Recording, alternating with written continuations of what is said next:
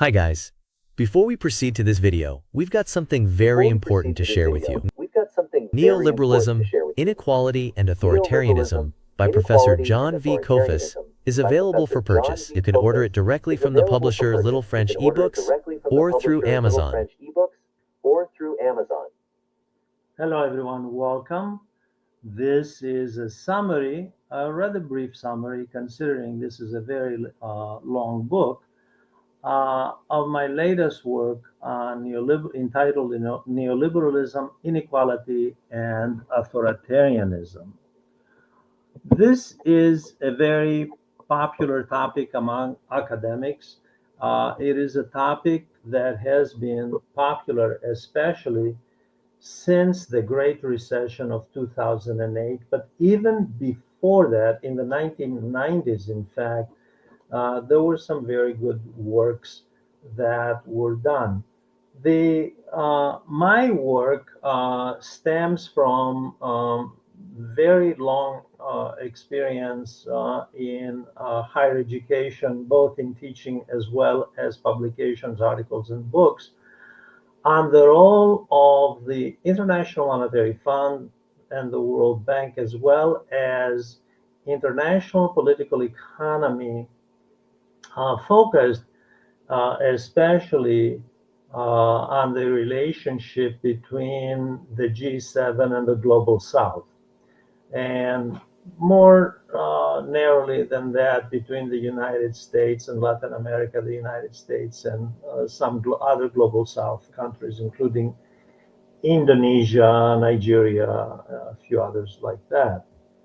Now, the title of the work, of course, Neoliberalism, Inequality, and Authoritarianism, implies that neoliberalism, which is the latest phase in the evolution of the capitalist world system, which has been around for 500 years. It began its embryonic phase in there's no fixed date, the mid 15th century, let's say. In the 15th century, we see what is called social discontinuity in Europe. The transition from subsistence economy, subsistence agriculture, to commercial agriculture, and the rise of trade, short-term, intermediate, and long-distance trade begin to take off, coinciding with the so-called the age of discovery, that is the Europeans beginning to colonize in Africa, Latin America, of course, and the Western Hemisphere, I should say, the entire Western Hemisphere, and Asia. The neoliberal phase of the capitalist world economy, which started, as I said, 500 years ago in the long 16th century, from the mid 15th century to the mid 17th century, that began to lay its foundations. What we have is, in this latest phase, is a political economy and a social contract which has transformed society from the core, the transatlantic core countries, the G7, Japan included, by the way, which is part of the G7. The core countries in the capitalist world system has transformed them and has, in the process, transformed the world economy, as neoliberalism has been synonymous with globalization, although it is not true that globalization is simply symptomatic of neoliberalism, because capitalism has been always, from its embryonic stage to the present, a global economy, a world system, if you will. It's not a locally based economic model. It's not a national economy. It is a global system. Capital transcends local boundaries and national boundaries. It has always been a world system. Now, in in the neoliberal phase of the political economy under a social contract which has been molded since the 1980s, what we have is that all of society has been restructured. Everything from the value system of society to the culture of society, mainstream institutions, subcultures have all been molded by neoliberalism. People may not be even aware of the term neoliberalism, but they are behaving within that framework. Now, let me start, since I mentioned people may not be aware, let me start with the word neoliberalism. Neoliberalism, obviously, neo means new, a Greek word, which means new. Liberalism is a term that is mostly associated with the classical philosophy of English thinker John Locke in the 17th century. John Locke is the father of Western liberalism. Does neoliberalism bear any resemblance to John Locke's liberalism? Some, not much, because John Locke believed in the individual, in private property and individual pursuit of private property, and he believed in the sanctity of private property. That is all true. And another English thinker, Adam Smith, comes along around the time of the American Revolution, in fact, 1776, and publishes a book on the wealth of the nations. And he, of course, makes that is, the world accepts that, the Western world accepts that as the Bible of capitalism, which was based on Lockean liberalism, introducing the concept of laissez-faire economics, that is, free enterprise. However, again, is neoliberalism like anything like what Adam Smith was describing? And the answer, the short answer to that is no, it is not. Neoliberalism is, in fact, based on classical liberalism. Aspects of it is an eclectic ideology, but it's not just, it doesn't stop there, because in the neoliberal model, the state plays a key role in guiding the capitalist economy. The state plays a key role in privatizing public enterprises that belong, obviously, to in the domain of the state, in deregulating the economy to the largest extent possible, in limiting the rights of workers and enhancing the rights of capital, in strengthening corporate subsidies which existed. Granted, they existed before the introduction of the neoliberal model in the 1980s. As we'll see, the institutionalization takes place under Ronald Reagan in the United States, Margaret Thatcher a bit before that, a couple of years before that, in the United Kingdom.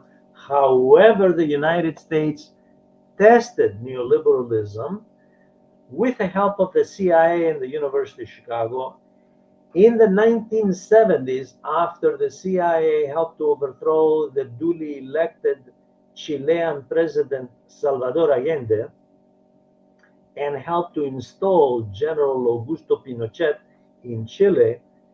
The US government, CIA assisted, with University of Chicago economists, including Milton Friedman, by the way, one of the fathers of neoliberalism in America. That's where neoliberalism was tested. in the 1970s under a dictatorship. Friedrich Hayek, another very important figure, an ideological figure in neoliberalism, just like Milton Friedman in America. He was in Europe, of course, an Austrian. And we have these, both of these supported the regime of Augusto Pinochet.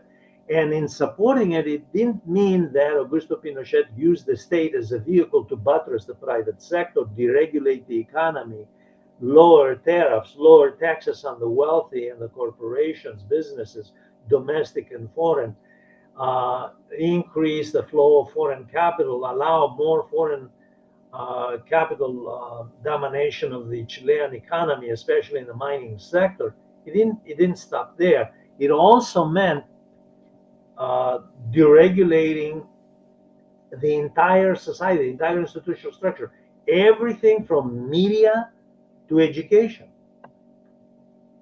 One of the pet projects of Milton Friedman at the University of Chicago was privatized education. Right? So we have all of this, and on top of that, in the 1970s, used public assets, that's taxpayer money, to strengthen the private sector. In other words, the state becomes an even greater vehicle, because that's what the state has always been, by the way, a vehicle for income redistribution. But it becomes even more so under neoliberalism, more active in providing subsidies and bailouts to the private sector, while crushing dissent, and especially trade unions, but broadly speaking, the labor movement, which has to bear the brunt of the cost for such policies. Now, this was in the 1970s. Some scholars have said to me that my work is doesn't really start with the Jimmy Carter administration, who laid the foundations for the neoliberal system, and that's true. I argue in my own work that the neoliberal political economy in America begins with Ronald Reagan, the institutionalization. However, I fully acknowledge that the historical antecedents to the neoliberal political economy really starts with Jimmy Carter and with the last 2 years of his administration, which actually coincided with the Iranian Revolution and the Nicaraguan Revolution that made Jimmy Carter's administration turn more to the right, more toward militarism and military solutions. And it laid the foundations in that regard for greater defense spending during the Reagan era, which of course established the institutional foundation, the legal foundation, and solidified the social contract of neoliberalism in every institution, from education, with efforts to privatize, which haven't stopped, by the way, to media. The media is very important. So to foreign policy, by the way, to foreign policy. Now, in the fact is that neoliberalism is a very complex topic, because it involves, and one of the reasons that when I started writing this book 10 years ago, the problem was where to cut, how much material to cut, not how much to write, where to cut, because it is such a vast topic, precisely because it is an integral part. This social contract of neoliberalism involves every aspect of society, from social media to mass media to education to defense to foreign policy to Wall Street, the stock markets, not just Wall Street, all stock markets, um, to religion, by the way, culture, in other words. Culture is also influenced by neoliberalism to values of society. In my own work, I uh, take a look at the history of it, since I had spent quite a bit of time dealing with the role of the International Monetary Fund and the World Bank and international political economy and relations um, of the G7 with the global South. I look at how the antecedents for neoliberalism were set even before the Jimmy Carter administration by the IMF and the World Bank, the twin banks, which were established by the Bretton Woods system in 1944. And I argue that the seeds for neoliberalism were already there. Now, the neoliberal ideology has its origins in Europe, and there were a couple of very important conferences. There were many, but a couple of very important ones. One in 1938 in Paris, the other in 1947 in Switzerland, where neoliberals, Europeans, there were Americans as well in those, um, gathered to propose an alternative to the system known and was implemented at the time as Keynesianism, named after John Maynard Keynes, the English uh, economist and thinker, well known to the world because of the New Deal economics, that is, the social safety net that he proposed embedded in capitalism to make sure that the state itself, when there is an economic contraction, becomes a vehicle for stimulating the economy and lowering unemployment. John Maynard Keynes, of course, proposed all of this during the Great Depression of the 1930s. And the Keynesian system was alive and well. However, the United States, after World War II, adopted a system known as military Keynesianism, and you can see aspects of neoliberalism in that as well, because there the state becomes the sponsor of state-directed capitalism, where a number of industries, including some of the high, what we call the Silicon Valley industries, the high-tech sector for computers, in other words, start with the defense sector, and then of course that all becomes privatized eventually, and it really, the high-tech sector really takes off with the advent of neoliberalism during the Reagan period, and especially in the 1990s. One of the things that I discuss here is that the advent of neoliberalism with Ronald Reagan is institutionalizing. Like I said, there are historical antecedents that go before Reagan, not just to Carter, even before Carter, Jimmy Carter.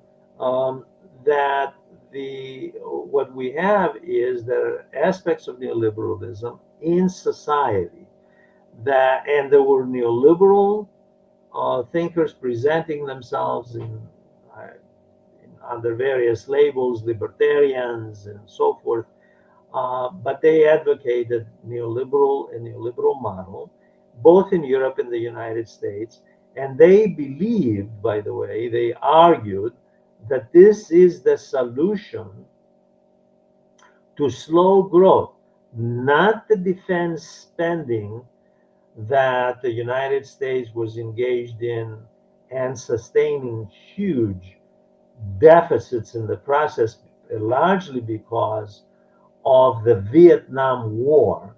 And it's no coincidence that it is in the post-Vietnam era that neoliberalism sets roots in the United States. And the United States, of course, junior partners were dragged into this. And it's no coincidence that they, beginning with Margaret Thatcher in 1979, are also embracing a system that gambles, because this is neoliberalism is about gambling as well, and I'll talk about the financialization of the economy as a key factor in neoliberalism. uh, they gamble that this is going to create untold prosperity, vast prosperity, endless prosperity for all eternity. Clearly, of course, uh, here we are in the mid 2020s, in 2025 in June. That has not happened. The the opposite is true, and not only that, we have seen since Reagan a rise in socioeconomic gap, a rise in poverty in every country, including and especially in the G7, by the way, a rise in poverty, rise in socioeconomic gap in the G7, including the United States, which has, by the way, 37 million people out of roughly 350 million people below poverty, and 78%, according to the latest statistics, living from paycheck to paycheck. That was not the case before Reagan.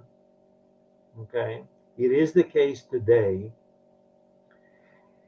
And on top of that, we have a climate. Here we are, like I said, June 2025, a number of wars, more than 100 wars globally, but the two major ones that really matter and threaten global security economically, socially, politically, in every respect one can imagine, are Ukraine, the war between Ukraine and Russia, Ukraine behind the US, behind which is US and NATO, by the way, and the other one, of course, Israel against the Palestinian people.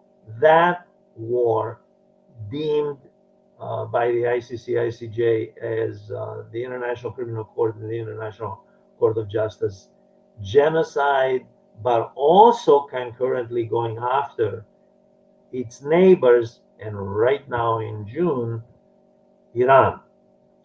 The dream of Israel was once, back when George W. Bush was president, was if we can just get rid of Saddam Hussein and hit Iraq and eliminate them as a threat, um, everything will be fine in the Middle East. That was 25 years ago, and here we are. Now, it has been the dream also to hit Iran, eliminate them, regime change. These things are high risk, highly costly to the middle class and to the working class, and very dangerous because they wind up costing lives and destroying people's lives by the millions, by the way. Not even to mention the issue of refugees that has been created by these wars in the last 25 years, uh, from Afghanistan to the Middle East to North Africa. I'm thinking of Libya as well during the Obama period, and then refugees pouring into Europe, and then the Europeans, and there's a few into the United States and elsewhere. The Europeans go, well, why are they coming here? We have a problem. We have a refugee problem. It's because you bombed them, because you invaded. They did not invade Europe. They did not engage in military engagements. Part of the military Keynesian system is an integral part of neoliberalism. Spending on defense, stimulating the defense sector, the defense industries, has been detrimental. And like I said, that's ongoing. It's still continuing. And the trend is to raise defense spending Europe and US, and the US is urging other countries around the world to do the same thing, its allies thing, to spend upwards 5% of GDP on defense. It used to be 3 for NATO members, which means that that money is extracted from the civilian economy and poured into the defense sector, which is parasitic, by the way. The defense sector has always been parasitic. It remains parasitic. Derivative effects notwithstanding, like the computer, like IBM, for example, that is fine, but that doesn't mean that human beings would not be capable of creativity unless it's defense linked. That is simply absurd. So the neoliberal model is also a model that is linked to militarism, and unfortunately it has gotten out of hand, as I said, as we speak. Bombs, ballistic missiles back and forth from Iran to Israel, and with the US contemplating some kind of action, whether it will follow the European lead to try to see, although Europe is on the side of Israel, they don't want a wider war in the Middle East because it will mean uh, devastation from the various scenarios that have been painted, from the lowest risk scenario to the ultimate scenario, nuclear holocaust. It's not a good outcome. All of this is operating under the neoliberal model of stimulating private companies that make money out of this, out of the war machine. Now, another aspect that I discuss in, besides militarism, in my book is financialization of the economy. This is becomes especially evident after the Great Recession of 2008. Uh, there were many scholars, including journalists, who took a look at this financialization model of neoliberalism operating under the Washington Consensus, as it is known. This means that the economy is measured not on the basis of gross production, total production, in other words, and services and products, but rather on the speculative value of such production. So, in other words, the speculative value of stock markets is what matters, which brings us to speculative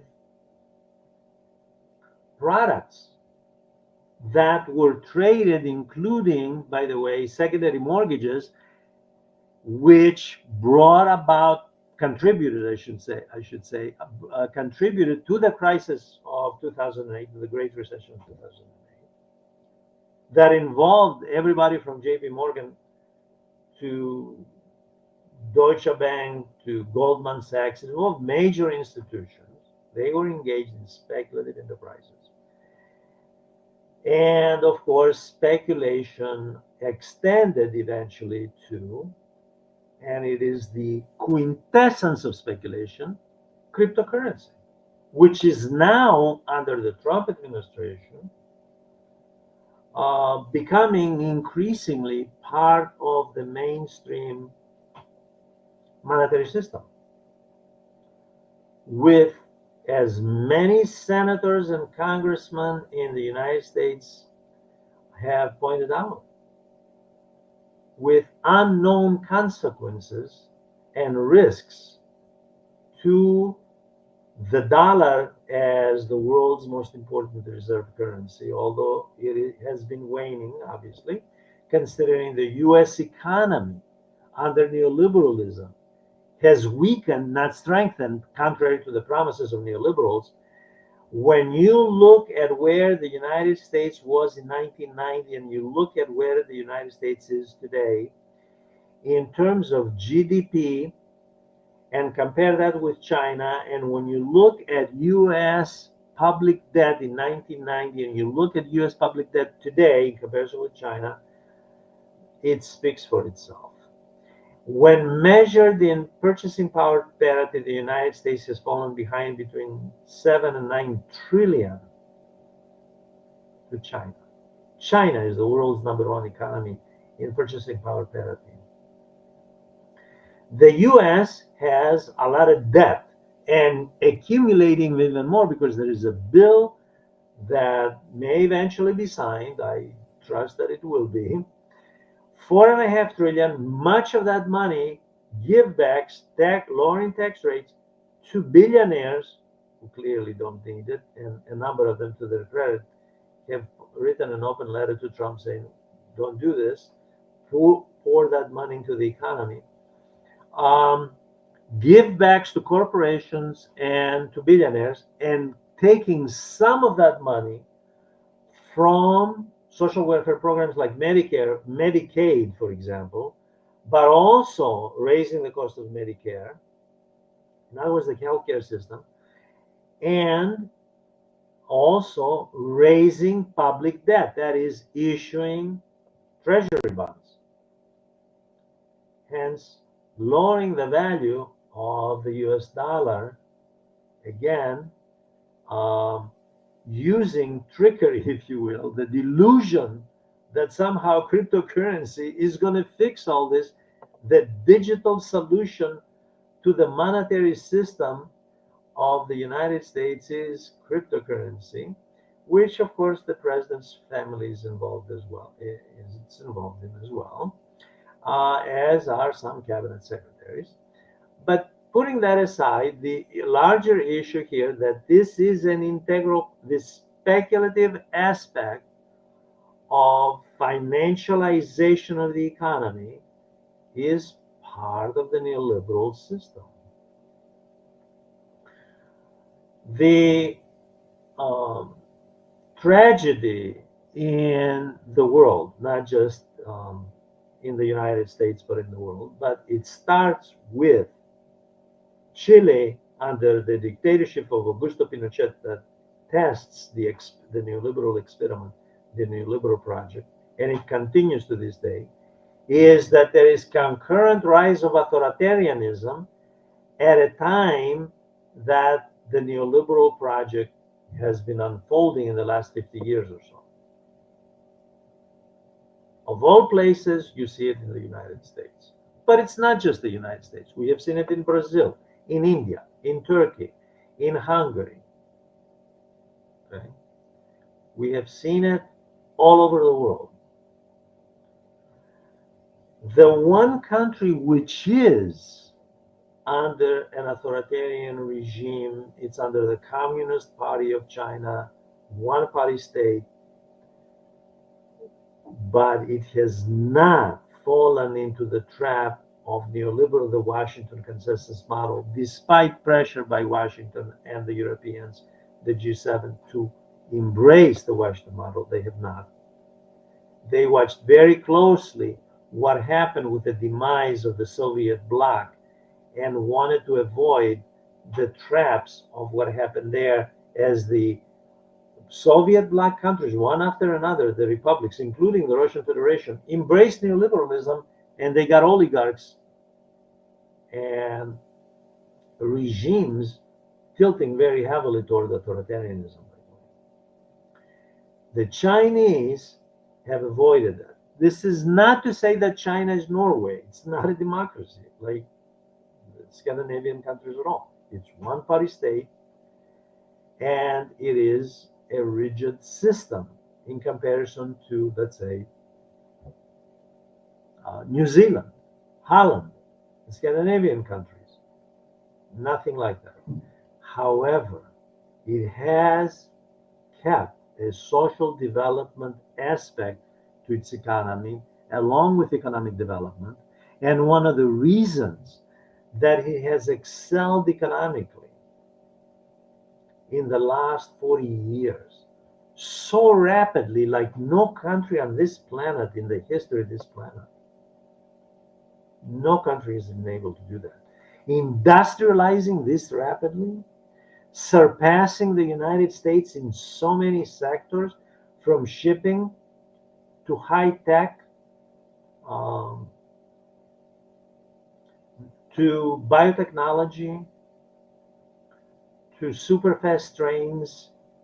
The remarkable achievement of China to do this, integrating much of the world economy under its aegis, has been done because the state has maintained a much more hegemonic role rather than allowing the private sector, the stock markets, in other words, to dominate the state and specific sectors like Silicon Valley in the United States, for example, as we saw in January 2025 with Silicon Valley executives surrounding Trump during the inauguration.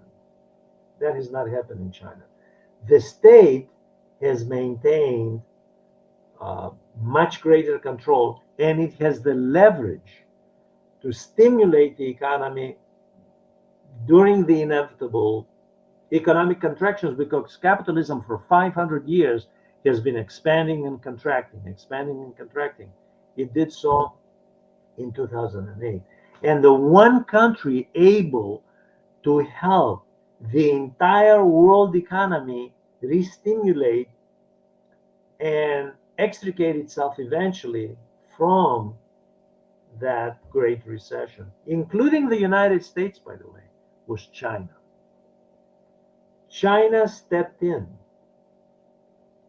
and spent enormous amounts of money, not only to stimulate first its own economy and to maintain employment levels following the Keynesian model, the Keynesian development model, but also to help other key countries which were trading partners. And the Chinese knew, they didn't do this because they were saints, they knew that their economy was intertwined, it was interconnected with these economies, and that their GDP growth, which was very high for a long time, it was in double digits,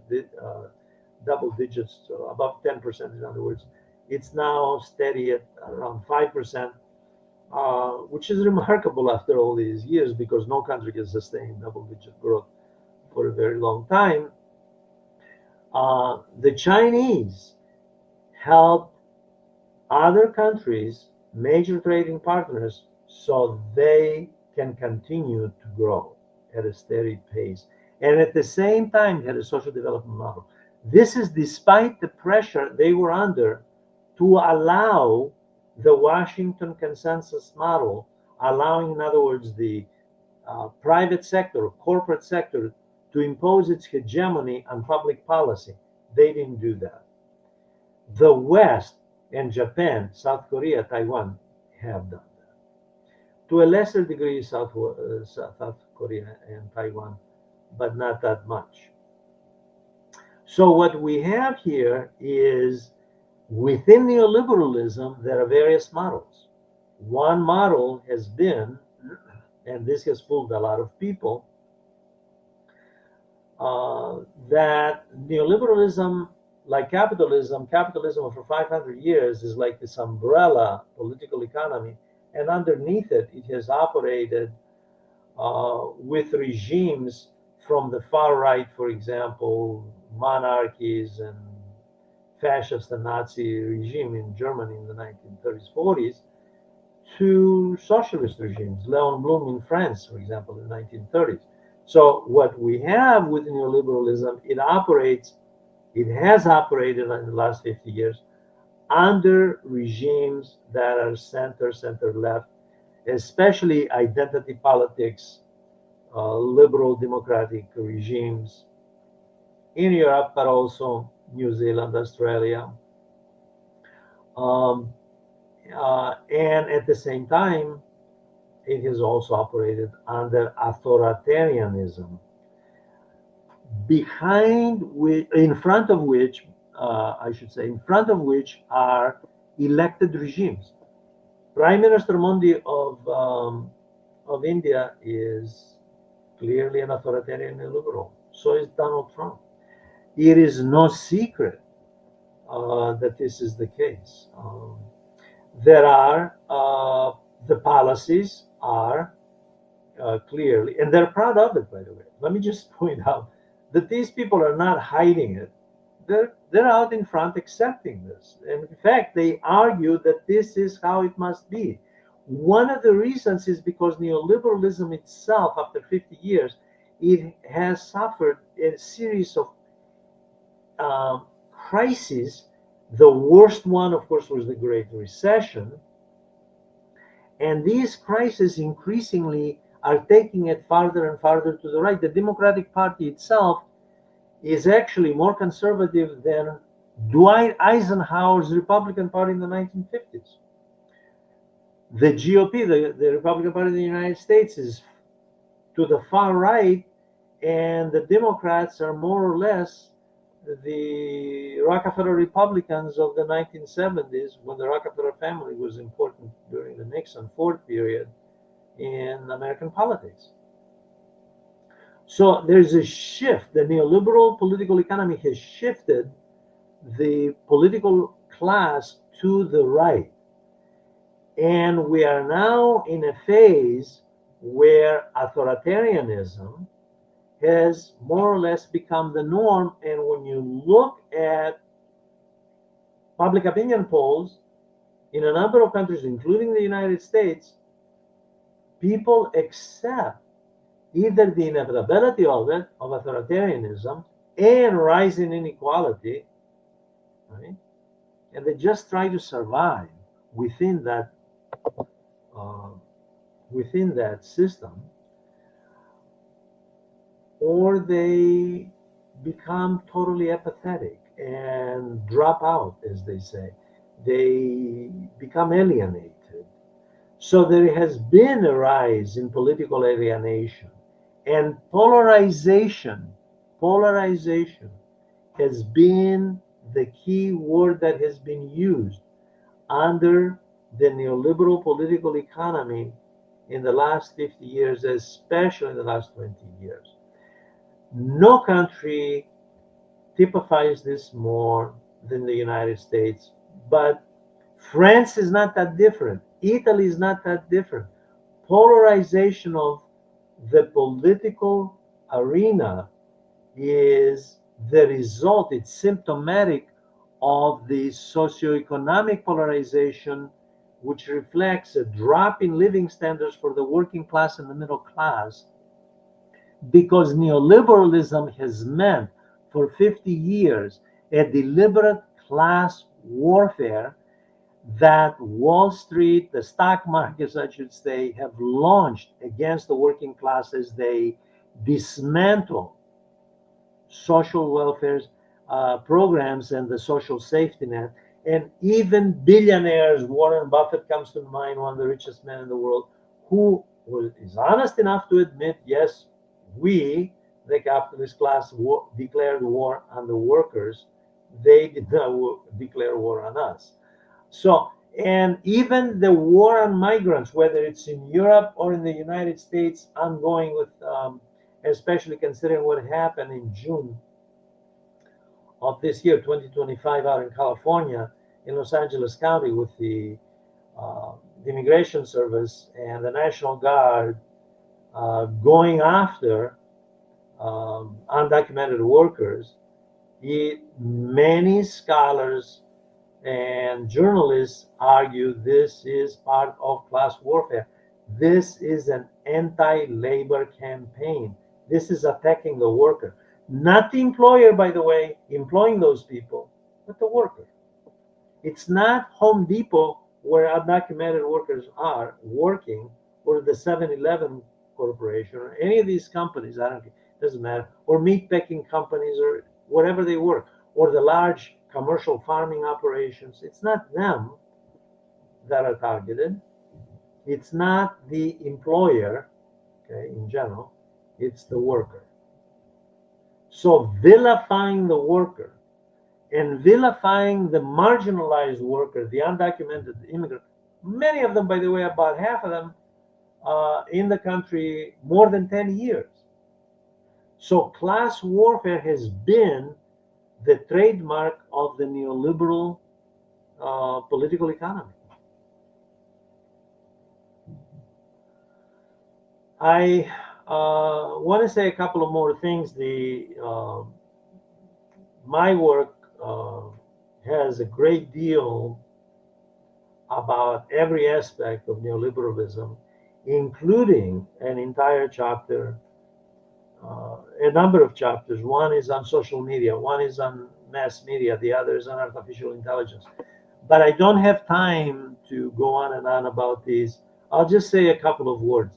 Without the help of the mass media, the legacy media, and mainstream media, which is corporate owned mostly, and especially with social media in the 21st century, the indoctrination of the masses to accept neoliberalism as the norm, not even knowing what neoliberalism is. The average person has no need to know what this is.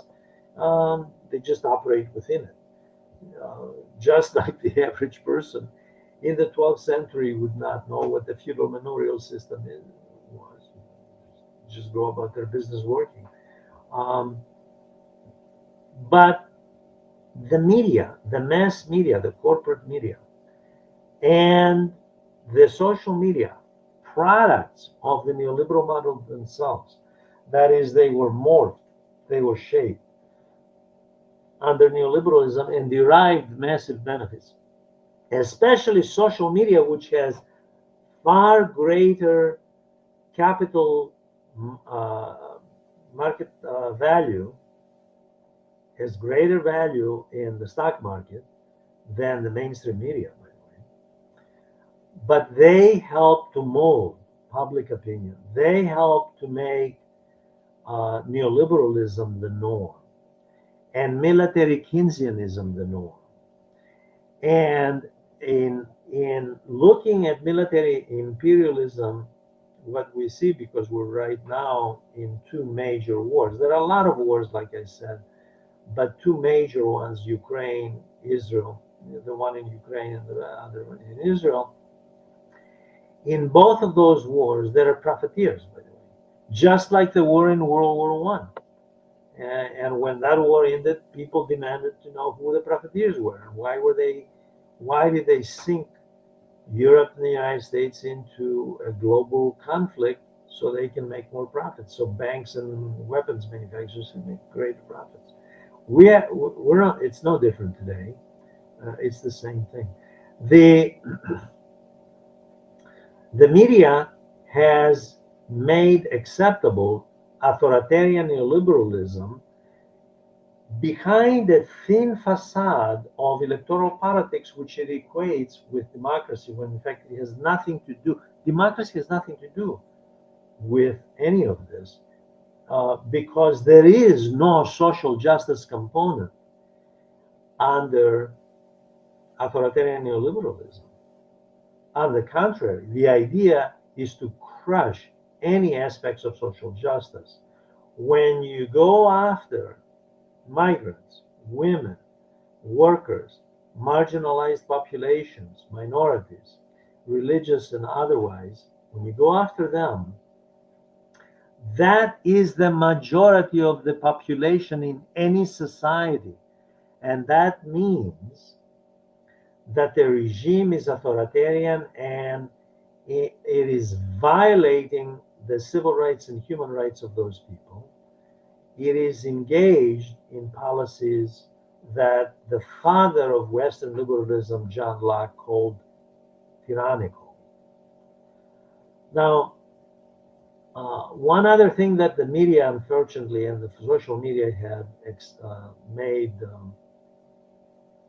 more or less the norm is the acceptance of institutional corruption.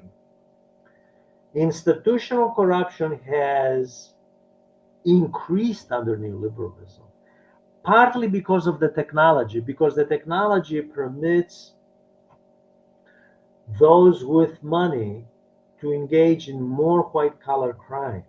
Everything from money laundering to manipulating interest rates to insider trading in stock markets. So there is greater opportunity to engaging in cryptocurrency schemes. So there is greater opportunity in part because of the technology, but it's not just the technology, it is the fact that the state has deregulated the economy and it has reduced the regulatory apparatus of the state that go after the violators.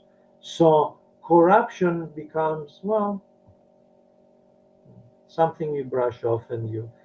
That is exactly what the political elite and the neoliberal capitalist class wants the masses, the working class and the middle class to accept as their living standards are compressed, are declining. We have downward social mobility under neoliberalism and a rise in institutional corruption, both public and private. It's not just the public sector, by the way, although the public sector is what makes headlines. It's private sector corruption. When you look, for example, in the United States, the Justice Department fines imposed on corporations. And these are just some of the most glaring examples. A lot of them are written off. When Trump came in, he dismissed a lot of these cases, by the way. Now, the last thing I want to mention is, and I'll close with that. I promise to keep closing.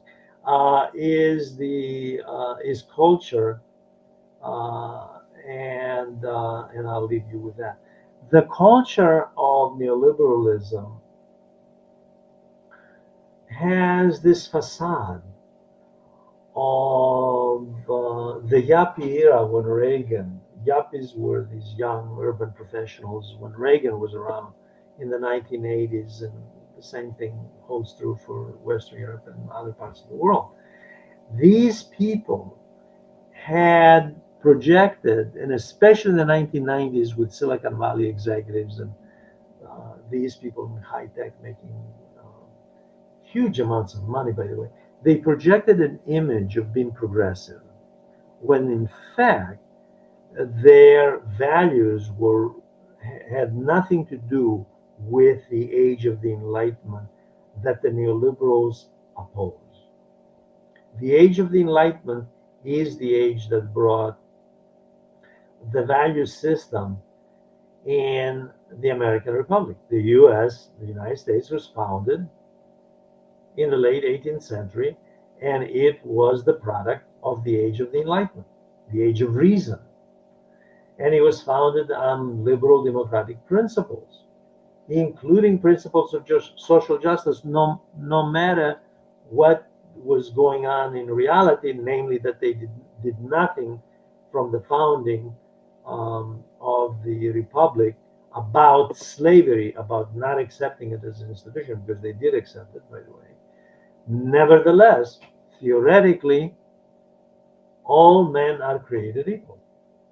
All human beings, in other words, not just men. They did say men because only men voted. But the theoretical basis of the U.S. Constitution and the constitutions, modern constitutions in the Western world, and that influenced, of course, Latin America and other countries, was the Enlightenment, liberal democratic principles, especially as they evolved in the 19th century by the time of John Stuart Mill, who embraced some of these principles.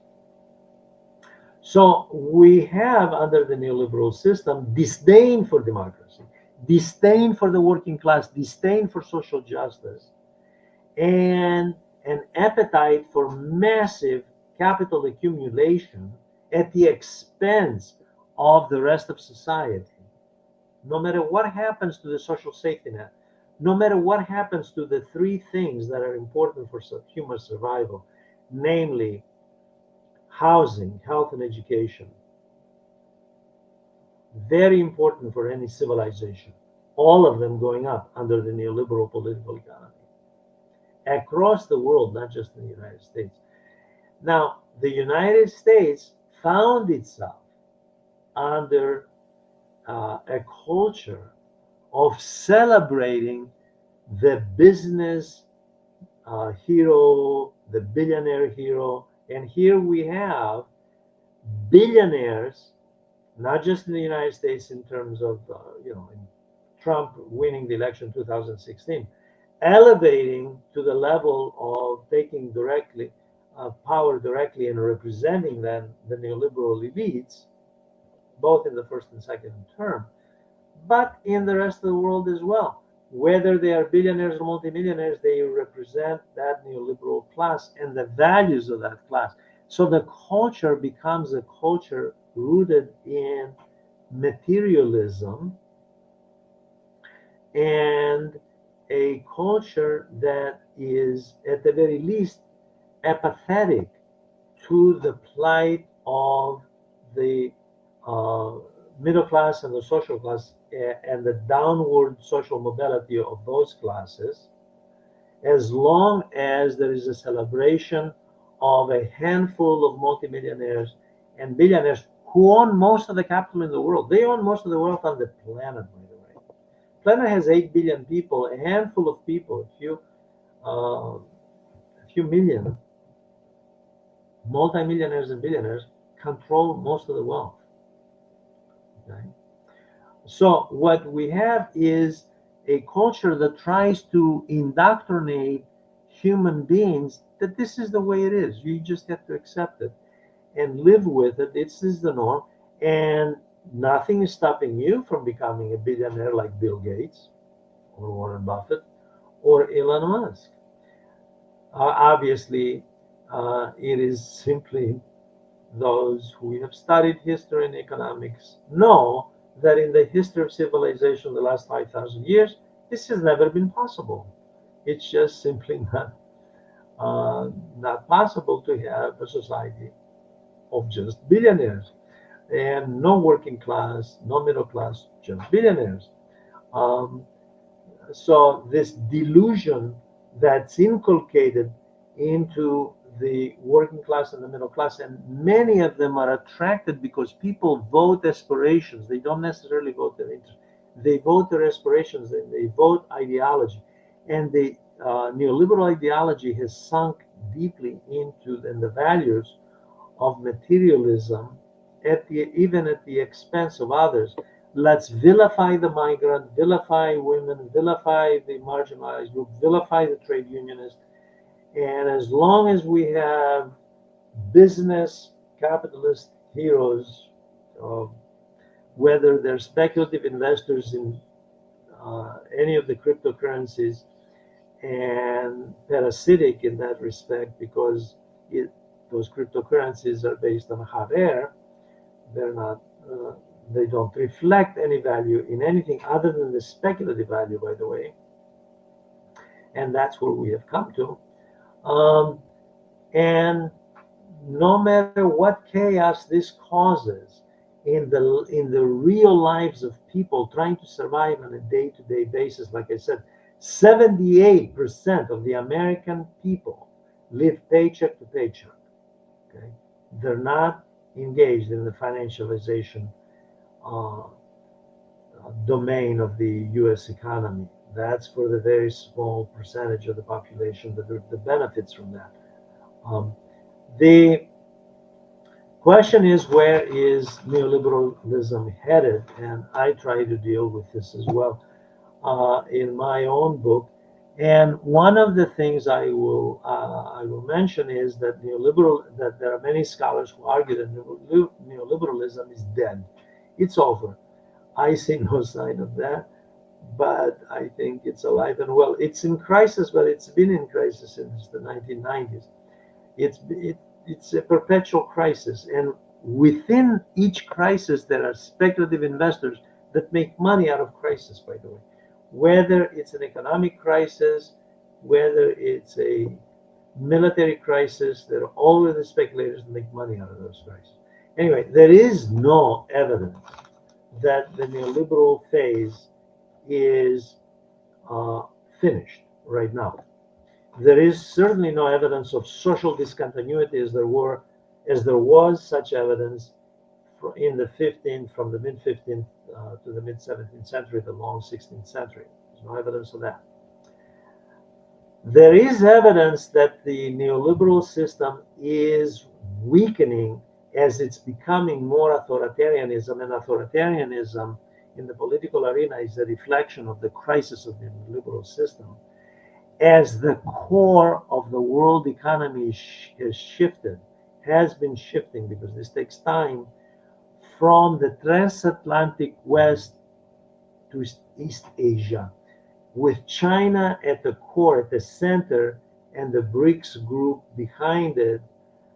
But also China, contrary, although uh, Japan, Taiwan, and South Korea are an integral part of the Western economy, transatlantic economy. They also do big business in China, by the way. And without China, they would not be where they are. Yeah, even Taiwan, that the United States once has used to divide China, to agitate in China, and the Taiwan Strait and the South China Sea. Taiwan is heavily dependent on China. 40% of its trade is with China, and combined with China and Hong Kong. What would Taiwan do if you take out that 40% chunk of its trade relations? So the nonsense that is peddled in the Western press about Taiwan. Taiwan is economically integrated, as is South Korea, as is Japan, by the way. Japan learned a very bitter lesson. They were hoping to do some business with the US and weaken China during the Biden administration, and then here comes Trump imposing tariffs on them. So they're clobbering them with tariffs. So even Japan recognizes, Japanese companies recognize that they need China. So the core shift within the world capitalist system from the transatlantic West to East Asia is indicative that there is a problem in the neoliberal economy. This doesn't mean the end of neoliberalism, and it doesn't mean uh, and certainly doesn't mean social discontinuity. No evidence of that as well. What will emerge that follows the neoliberal phase? The Keynesian phase lasted from the Great Depression to the late 1970s.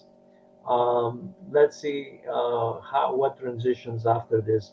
I'm not going to speculate, but there are those, I just want to end with this. There are those who argue that some kind of a mixture that brings back aspects of the Keynesian model. I don't know that will happen. I'm not going to hold my breath that's going to happen. But I do fear more militarism on the part of the United States and its junior partners in Europe, and especially using Israel in the forefront in the Middle East. And because that has happened and it is happening. And I do fear that more downward social mobility, as neoliberalism is in fact in its twilight. It is declining as a political economic model that was once, back in the 1980s and 90s, um, embraced by both Republicans and Democrats, by the way. I just want to say, embraced by both liberals and conservatives globally, but under different political regimes, models of government. So the idea that neoliberalism is the monopoly of conservatives or the monopoly of liberals is nonsense. They all have embraced it. They have embraced it. Even center leftist parties in Europe have embraced it, from Greece to Spain and Portugal. So the fact is that the system operates under, as I said earlier, under a large umbrella. I thank you for listening. If you found this interesting, by all means, look for the book in Amazon or other outlets and learn more about neoliberalism. Write comments, ask questions, and by all means, join this channel. Thank you very much.